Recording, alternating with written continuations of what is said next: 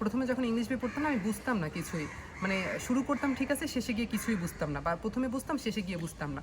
তো প্রথম আমি হচ্ছে প্রচুর পরিমাণ ট্রান্সলেট করতাম। তো এই ব্যাপারটা একদম আপনারা করবেন না। সেটা হচ্ছে পড়তে বসে ঘন ঘন যদি আপনি ট্রান্সলেট করেন তখন আপনার পড়ার আগ্রহ নষ্ট হয়ে যায়, এবং এই কাজটা আমি প্রথমে করতাম। এবং এরপরে করার পরে আমি যখন হচ্ছে বিষয়টা নিয়ে হচ্ছে একদম পুরা মানে ডিসঅ্যাপয়েন্টেড হয়ে গেছি, না আমি পারতেছি না পড়তে, তখন আমি কী করলাম, আমি জাস্ট স্কিপ করলাম, আর পড়বই না এমনি ইংলিশ বই। এরপর আমি আবার হচ্ছে 3 মাস পর আমি আবার শুরু করলাম এবং আবার পড়া শুরু করলাম, এবং তখন আমি ট্রান্সলেট করতাম না, আমি জাস্ট লাগাতার পড়তাম।